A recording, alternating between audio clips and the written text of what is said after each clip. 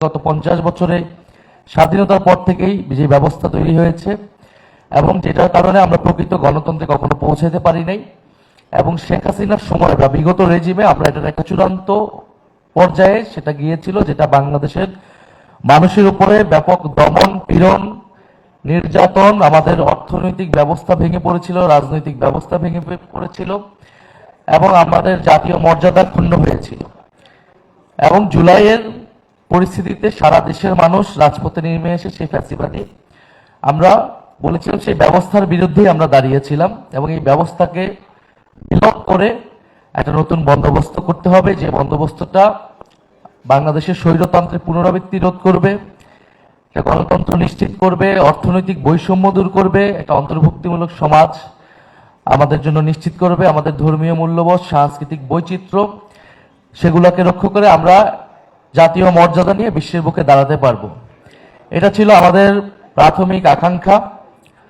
তো সেই জায়গা থেকে অন্তর্বর্তী সরকার এবং গত 1.5 বছরের অনেক ঘাত প্রতিঘাত পেরিয়ে আমরা আজকের পরিস্থিতিতে আছি এবং আমরা সামনে ইলেকশনে অংশগ্রহণ করব। তো প্রথমেই যে একটা বিষয় আছে যে নতুন বন্দোবস্তের আকাঙ্ক্ষা কি আছে কি নাই, এবং বিশেষত আমরা জোট করার ফলে এই প্রশ্নটা অনেকবার এসেছে, অনেক পক্ষে বিপক্ষে সমালোচনা হয়েছে, আলোচনা হয়েছে।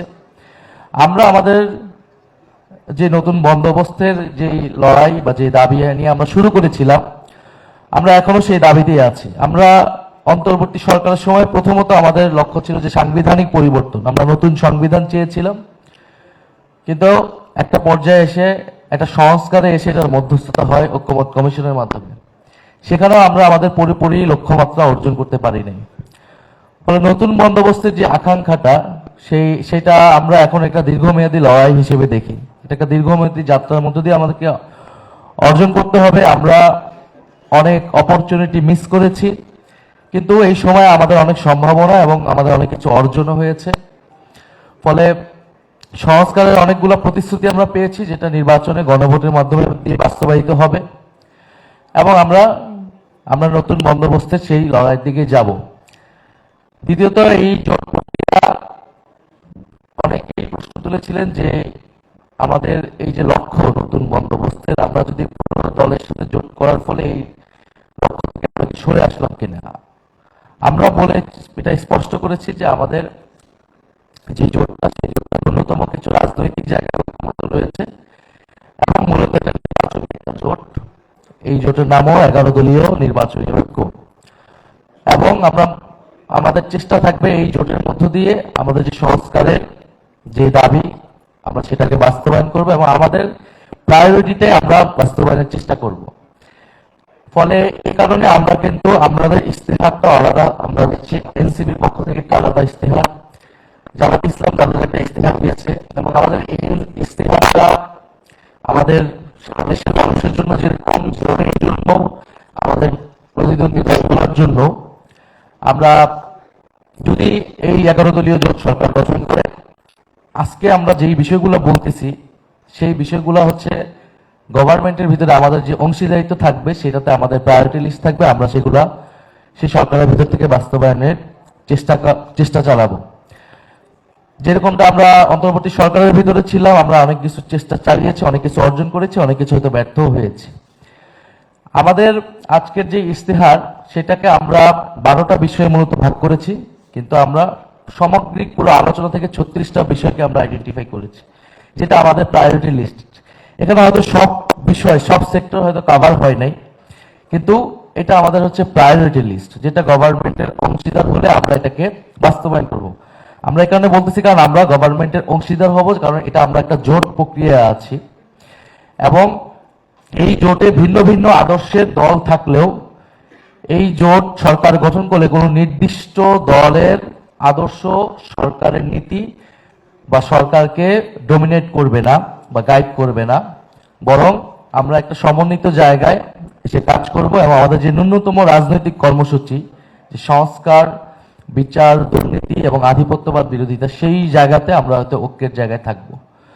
ফলে এ কারণে এনসিপি তাদের নিজস্ব ইস্তেহার দিচ্ছে, যেটা সে বাস্তবায়নের জন্য বদ্ধপরিকর থাকবে এবং আমাদের এই ইশতেহারটাও বিচ্ছিন্নভাবে আজকে আসে নাই। আমি 3রা আগস্টের কথা বললাম। এরপর দল গঠনের প্রক্রিয়াতে জাতীয় নাগরিক কমিটি, বৈষম্যবিরোধী ছাত্র আন্দোলন, এনসিপি, জুলাই পদযাত্রা, এর মধ্য দিয়ে কিন্তু আমরা সারা দেশের বিভিন্ন মানুষের সাথে কথা বলেছি, আমরা বিভিন্ন সেমিনার করেছি, বিভিন্ন এক্সপার্ট তাদের মতামত নিয়েছি। আমরা পার্টি গঠনের সময় একটা সার্ভে করেছিলাম যে ওই সময় মানুষ আসলে কি চায় তরুণদের কাছ থেকে। এই সামগ্রিক মতামতের ভিত্তিতে এই ইশতেহার, এই ইশতেহারের নাম আমরা দিয়েছি তারুণ্য ও মর্যাদার ইতিহাস। অর্থাৎ পুরা গোটা ইশতেহারের মধ্যে, ম্যানিফেস্টোর মধ্যে two things are important: youth and dignity. আমরা তরুণদের দল বা আমাদের দলের বেশিরভাগ নেতৃত্ব তরুণ দেখে আমরা তারুণ্যকে প্রধান রাখতেছি না, কারণ আমরা মনে করতেছি আফটার জুলাই বাংলাদেশে এই তরুণ সমাজকে, তরুণদেরকে, এনার্জিকে আমরা কিভাবে সুগঠিত করব, তাদেরকে কিভাবে কাজে লাগাবো রাষ্ট্রের এবং সমাজের, এটাই আগামী দিনের প্রধান চ্যালেঞ্জ এবং প্রধান সম্ভাবনারও জায়গা।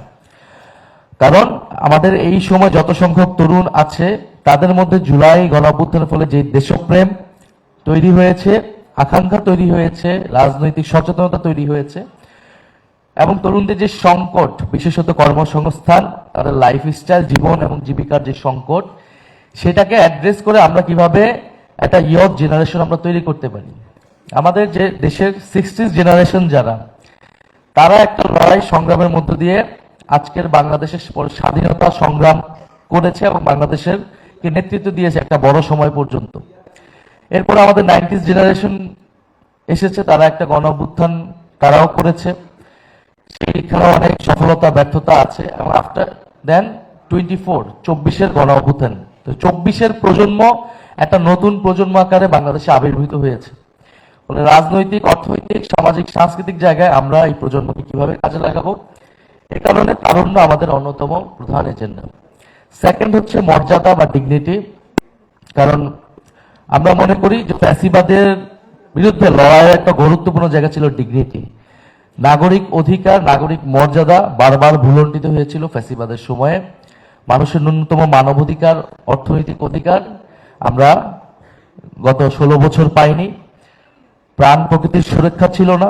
ফলে জাতীয় মর্যাদা এবং নাগরিক মর্যাদা, এই দুইটা আমাদের প্রধান বিষয়। আমরা নাগরিক হিসেবে তার মানবাধিকার, অর্থনৈতিক অধিকার এবং রাজনৈতিক অধিকার কিভাবে নিশ্চিত করব, এবং আমাদের ন্যাশনাল ডিগনিটির কোশ্চেন, যে আমরা আমাদের জাতি হিসেবে বা রাষ্ট্র হিসেবে, জনগোষ্ঠী হিসেবে আমরা কিভাবে মর্যাদা নিয়ে দাঁড়াবো, একটা ডিগনিফাইড কান্ট্রি আমরা গড়ে তুলতে পারবো, সেটার জন্য আমরা আমাদের সক্ষমতা, আমরা আধিপত্যবাদ বিরোধিতার কথা বলতেছি, এটা আমাদের স্লোগান, কিন্তু আমি কিভাবে আধিপত্যবাদ বিরোধিতা করব, আমার সাথে এতগুলো পরাশক্তি বা যারা বাংলাদেশকে ডমিনেট করতে চায়, সেটার একমাত্র সমাধান হচ্ছে আমার নিজের সক্ষমতা বৃদ্ধি করা, নিজেকে গঠন করা, নিজের অর্থনীতি, রাষ্ট্র, সেটাকে আমি আবার কিভাবে তৈরি করব, সেটাই আমার ন্যাশনাল ডিগনিটি বৃদ্ধি করবে।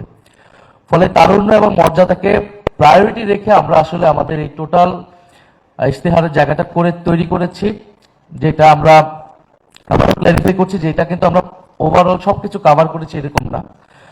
আমরা যেহেতু গভর্নমেন্ট যদি 11 দলীয় জোট সরকার গঠন করে, সেই সরকারের অংশীদার হিসেবে আমরা কি কি জিনিসকে মন্ত্রিসভায় প্রায়োরিটি দিব, ওই সরকারের প্রায়োরিটি দিব, আমাদের সংসদে আমরা প্রায়োরিটি দিব, সেটাকে আইডেন্টিফাই করা হয়েছে। এটা আমাদের 3রা আগস্টের ঘোষণা, আমাদের 24 দফার ঘোষণা, তার ধারাবাহিকতা হিসেবে এটা আমাদের 36 দফার একটা ঘোষণা আজকে।